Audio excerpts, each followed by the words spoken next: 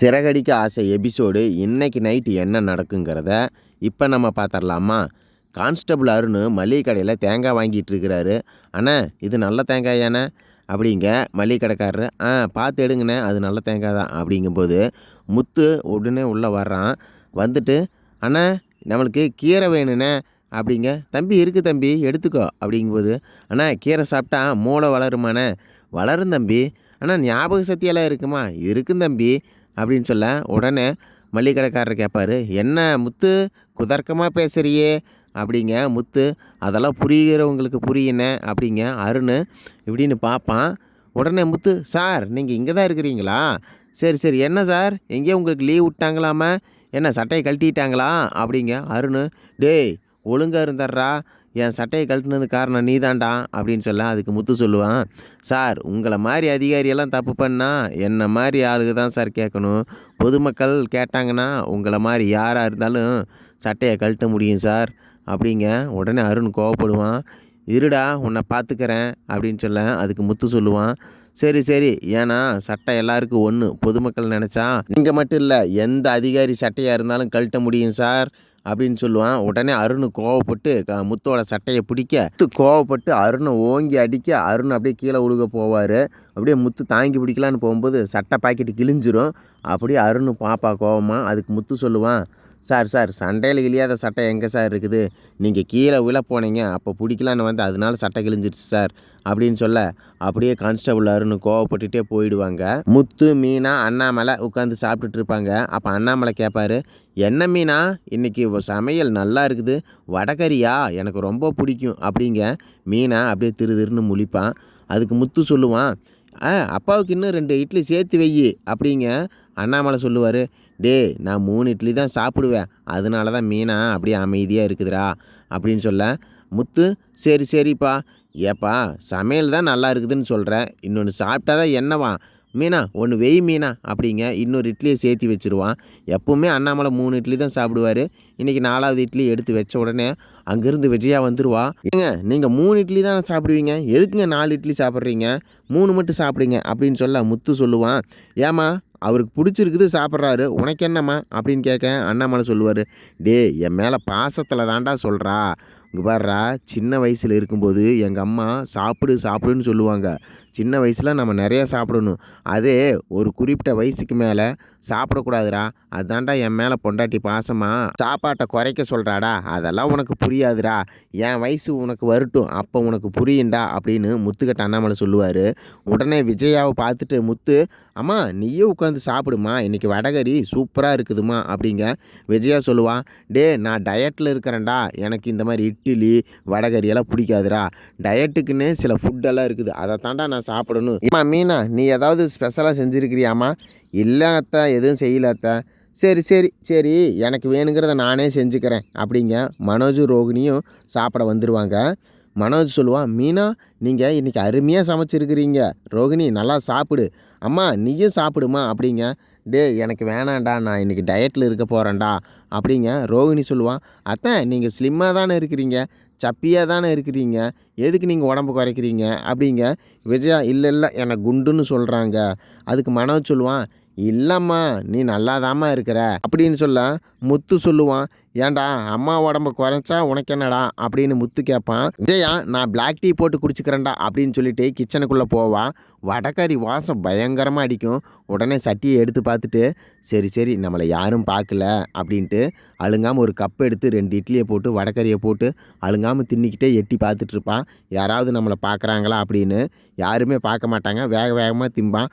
அப்போ மனோஜ் சீக்கிரமாக கிச்சனுக்குள்ளே வந்துட்டு கையை கழுவுவான். கையை கழுவிட்டு, அம்மா என்னம்மா நீ இட்லி சாப்பிட்ற, அங்கே சாப்பிட மாட்டேன்னு சொல்லிவிட்டு இங்கே வந்து அழுங்காமல் சாப்பிட்ருக்கிறியா அப்படிங்க.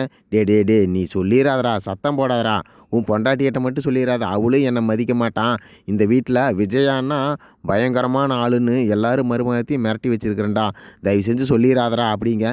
சரிம்மா சரிம்மா சொல்லலை, சரி என்னம்மா உனக்கு பிரச்சனை அப்படிங்க மனோஜ் கேட்பான். அதுக்கு விஜயா சொல்லுவா, டே நான் டயட்டில் இருக்கிறேன்டா, ப்ளீஸ்ரா அதுக்கு ஹெல்ப் பண்ணுறா அப்படிங்க. அதுக்கு மனோஜ், நேற்று எலக்ட்ரிக் ஷாப்பில் வந்திருந்தாங்கல்ல ஒரு பொண்ணு. அந்த பொண்ணு வந்து நியூட்ரிஷன்மா. அந்த பொண்ணுக்கிட்ட நீங்கள் உன்னை பேச வைக்கிறேன். நீங்கள் பேசுங்க. உங்களுக்கு என்னென்ன சாப்பிடணும், எந்த நேரத்தில் சாப்பிடணும் அப்படிங்கிறதெல்லாம் அந்த டயட்டீஷியன் சொல்லுவாங்கம்மா. நீங்கள் ஃபாலோ பண்ணிக்கங்க அப்படிங்க. அப்படியே அந்த எலக்ட்ரீஷியன் பொண்ணை வர சொல்கிறா. எலக்ட்ரீஷியன் இல்லைம்மா, நியூட்ரிஷியன் பொண்ணுமா.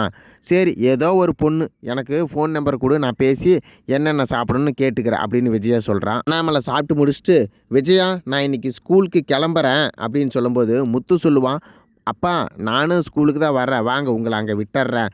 மீனா நீ கூட ஸ்கூலுக்கு போகணுன்னு சொன்னீல்ல, வா வா. அது மட்டும் இல்லாமல் கிறிஸு பாட்டியும் அங்கே வர்றாங்க ஸ்கூலுக்கு, நீ கூட கிறிஸை பார்க்கணுன்னு சொன்னீல்ல, வா ஏறு போகலாம் அப்படின்னு அண்ணாமலை, முத்து, மீனா ஸ்கூலுக்கு போகிறாங்க.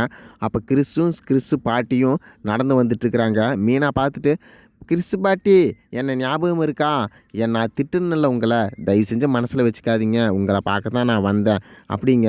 கிறிஸோட பாட்டி, அதெல்லாம் நான் ஞாபகத்தில் வச்சுக்கலம்மா, மறந்துட்டேன், சரி சொல்லுமா அப்படிங்க. ஏன் இவங்க அம்மா வரல, இன்றைக்கி பேரண்ட்ஸ் மீட்டிங் தான் நான் வரணும்னு சொல்லியிருந்தாங்க, ஏன் வரல அப்படின்னு கேட்கும்போது அதுக்கு கிறிஸ் பாட்டி சொல்லுவா, அவள் வெளிநாட்டில் இருக்கா அதனால தான் வரல அப்படிங்க. முத்து சொல்லுவான், இல்லையே என்கிட்ட வந்து இங்கே வந்துட்டேன்னு தானே சொன்னீங்க, இப்போ என்ன வெளிநாட்டில் இருக்கிறேன்னு சொல்கிறீங்க அப்படிங்கும்போது அதுக்கு மீனா சொல்லுவான், வந்துட்டுக்கே தான் மீண்டும் ஒர்க்குக்கு போயிருப்பாங்க அப்படின்னு சொல்லும்போது முத்துவுக்கு டவுட் வந்துடும். பாட்டிக்கும் முத்துவும் மீனாவும் நம்மளை சந்தேகப்படுறாங்க அப்படின்னு சொல்லிட்டு, டே கிறிஸு உன்னை ஸ்கூலில் வெயிட் பண்ண சொல்கிறாங்க, நீ போ மிஸ்ஸை போய் பார்த்துட்டு நான் வந்துடுறேன் அப்படின்னு கிறிஸ் அனுப்பிச்சி வச்சுட்டு, கிறிஸ் பாட்டியும் முத்து மீனா நான் அர்ஜெண்ட்டாக உள்ளே போகிறேன் அப்படின்னு சொல்லிட்டு எஸ்கேப் ஆகிடுவாங்க. அண்ணாமலை ஸ்கூலில் உட்காந்துட்டு இருப்பான். கிறிஸ் பாட்டி வர்றதை பார்த்துட்டு, ஏன் அவங்க அம்மா வரலையா அப்படின்னு கேட்க, இல்லைங்க வரலைங்க அப்படின்னு சொல்லிடுவாங்க கிறிஸ் பாட்டி. சரி நீங்கள் உள்ளே போங்க அப்படின்னு சொன்னோன்னே கிறிஸ் பாட்டியும் டேபிள் உட்காந்துருப்பாங்க. அந்த பக்கம் ரோஹிணி வித்யாவும், வித்யா நான் இன்றைக்கி ஸ்கூலுக்கு போகணுண்டி, பேரண்ட்ஸ் மீட்டிங் வேறு சொல்லிட்டாங்க, ஆனால் அங்கே முத்து, அண்ணாமலை, மீனா எல்லாமே இருப்பாங்க, நான் அங்கே போனால் மாட்டிக்க வேண்டி, அதனால இப்போ நான் என்ன பண்ண போகிறேன்னு தெரியுமா அப்படின்னு கேட்க, வித்யா என்ன பண்ண போகிறேன் அப்படின்னு கேட்பான். உடனே ரோஹிணி கண்ணாடி போட்டுக்கிட்டு விக்கு வச்சுக்கிட்டு மாஸ்கெல்லாம் போட்டுக்கிட்டு வித்தியாசமாக இருப்பான். அதுக்கு வித்யா கேட்பா, என்னாலேயே கண்டுபிடிக்க முடியலடி, சரி எப்படி இருந்தாலும் நீ பேசும்போது கண்டுபிடிச்சிடுவாங்கல்ல அப்படிங்கும்போது, நான் எங்கே பேச போகிறேன், நீ தானே வித்யா பேச போகிற, நானா, என்னை இப்போ கண்டுபிடிச்சிட மாட்டாங்களா, நம்ம வீடியோ காலில் தான் பேச போகிறோம், நான் வீடியோ முன்னாடி நின்றுக்குவேன், நீ அதுக்கு பின்னாடி நின்றுட்டு அவங்க கேட்குற கேள்விக்கு பதில் சொல்லு. என்ன கேட்பாங்க, ஸ்கூலில் இன்றைக்கி ஸ்போர்ட்ஸ் எல்லாம் இருக்குது, அதில் உங்கள் பையனு விருப்பமா அப்படிங்கும்போது எஸ் ஐ எம் ஷூர் அப்படின்னு சொல்லு. அப்புறம் அப்பப்போ ஓகேன்னு சொல்லிக்க, புரியுதா அப்படின்னு வித்யாவை கேட்க, வித்யா புரியுது ஓகே அப்படின்னு வித்யா சொல்லிவிடுவா. ரோகிணி ஸ்கூலுக்கு வீடியோ கால் பண்ணுவான். அப்போ அண்ணாமலை, டீச்சரு, கிறிஸ் பாட்டி எல்லாமே உட்காந்து அதை பார்த்துட்ருப்பாங்க. அப்போ கிறிஸ் சொல்லுவான், பாட்டி இது நம்ம அம்மா மாதிரியே இல்லையே அப்படிங்க. கொஞ்சம் கம்முன்னு இருறா அப்படிமா. ஆனால் அண்ணாமலை அவளை உத்து பார்த்துக்கிட்டே இருப்பான். இந்த வீடியோ காலில் கூட ஏன் இந்த மாதிரி வந்திருக்கிறாங்க அப்படின்னு யோசிச்சுக்கிட்டே இருப்பான். இது வந்து அந்த கிறிஸோட அம்மாவே கிடையாது, நடிக்கிறாங்க அப்படிங்கிறது அண்ணாமலைக்கு டவுட் ஆகிடும். டீச்சரும் கிறிஸ் பாட்டியை பார்த்து எதுக்கு மாஸ்க் போட்டிருக்கிறாங்க அப்படிங்க. இல்லை வெளிநாட்டில் அப்படி தான் போட்டிருக்கணும் சட்டம் இருக்குது அப்படின்னு சொல்லிடுவாங்க.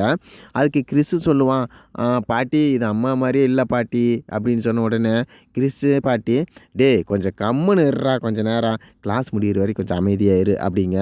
உடனே இவங்க கேள்வி கேட்பாங்க, உங்கள் ஸ்டூடெண்ட்டு நல்லா படிக்கிறாரு அப்படிங்க. வித்யா பின்னாடி இருந்து ஓகே மிஸ் அப்படின்னு சொல்லுவாள். ஆனால் ரோஹிணி தலையை மட்டும் ஆட்டிக்குவா. அப்புறம் இதை யாருமே ஸ்கூலில் கண்டுபிடிக்க மாட்டாங்க. ஆனால் அண்ணாமலை மட்டும் கொஞ்சம் டவுட்லேயே பார்த்துட்ருப்பார். இதோட இந்த நாடகம் இன்றைக்கி முடியுதுங்க.